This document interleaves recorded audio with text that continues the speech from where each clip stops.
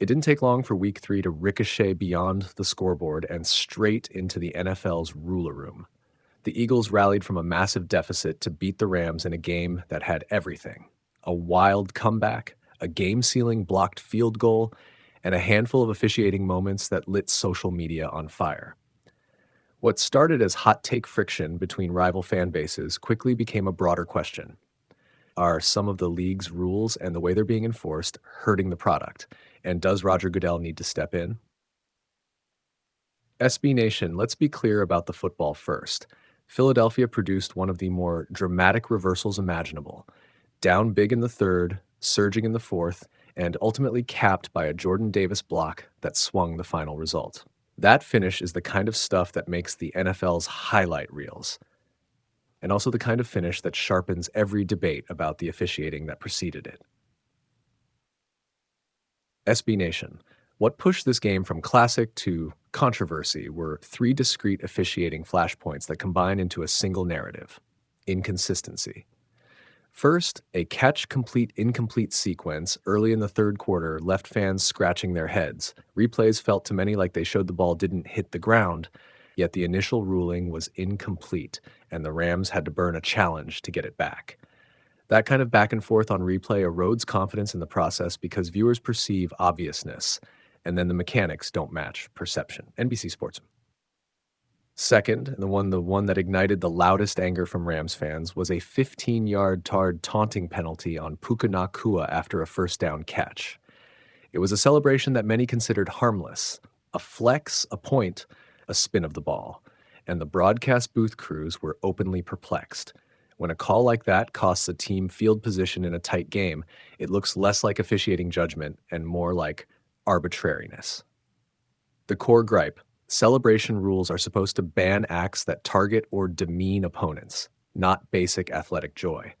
Several seasoned voices on the broadcast and in sports media argued Nacua's action fit inside the existing rules for celebrations, not taunting. As third, the tush push, the play that has been a thorn in the side of consistency debates for years, came back to haunt this matchup.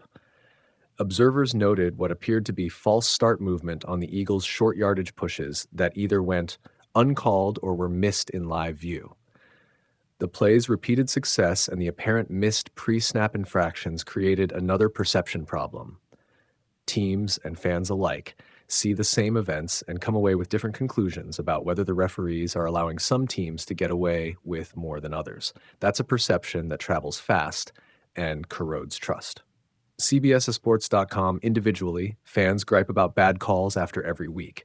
Collectively, those 3 incidents amplified an already loud chorus arguing the NFL's officiating needs structural fixes. Why does this become a Goodell problem rather than a crew-level complaint?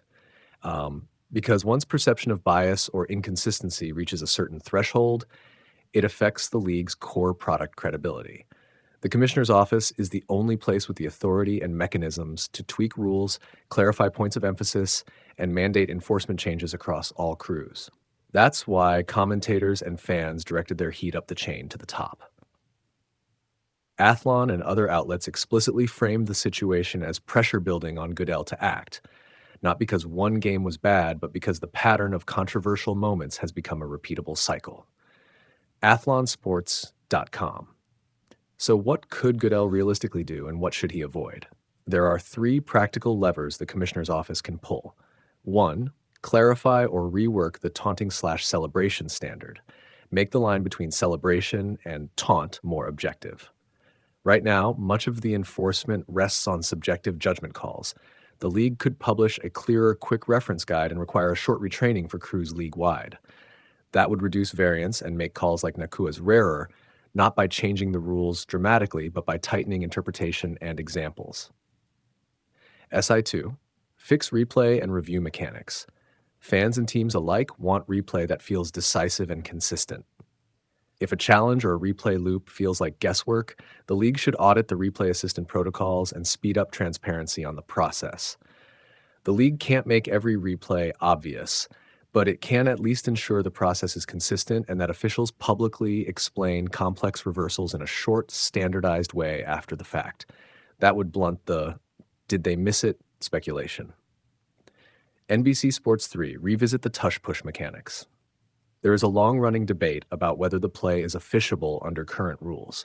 If false starts and pre-snap movement are routinely missed in short yardage plays that repeatedly determine outcomes, the competition committee can either A, put a specific enforcement point of emphasis around false start detection on those snaps, B, alter the formation rules to make enforcement easier, or C, ban the technique entirely via a rule change. The committee has tried and failed narrowly to change the rule before. Another public push would create controversy, but might be justified by the clarity it would bring. CBSSports.com. Those are the options on paper. The political reality, what Goodell and the competition committee consider, is more fraught. Coaches, owners, and players have strong, often competing incentives. Some franchises benefit from gray area enforcement. Others feel disadvantaged. Any rule that reduces spontaneity risks criticism for sanitizing the game. Any rule that fails to fix consistency will leave fans angry. The commissioner's challenge is to calibrate changes that improve fairness without over-engineering spontaneity out of the sport. There's also optics and momentum to manage. If Goodell moves too quickly, he'll be accused of overreacting to social media outrage. If he does nothing, the narrative of inconsistent officiating becomes institutionalized and harder to erase. That's why most experts recommend a three-step approach: a slow public acknowledgement, immediate low-friction adjustments, e.g. reinforced points of emphasis and clearer replay communication, and a medium-term rule review by the competition committee with a transparent timeline. That preserves due process while signaling responsiveness. Finally, consider the long game. The league cannot correct public trust by simply changing one rule. It needs consistent, demonstrable enforcement across weeks and marquee games. A single weekend of controversy can be absorbed. A pattern cannot. Goodell's pathway to credibility here is modest but clear. Act transparently, act deliberately, and prioritize consistency over drama.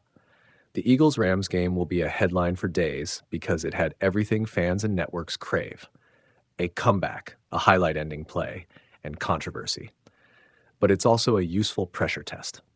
If the league uses this moment as an impetus to clarify celebration rules, tighten replay procedures, and address short yardage enforcement, the immediate outrage will fade.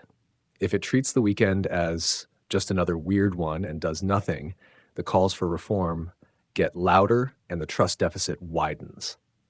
At the end of the day, Goodell's office doesn't need to solve every hypothetical. It needs to restore confidence that the rulebook means roughly the same thing from city to city and broadcast to broadcast. The fans and the integrity of the competition deserve that much. SB Nation.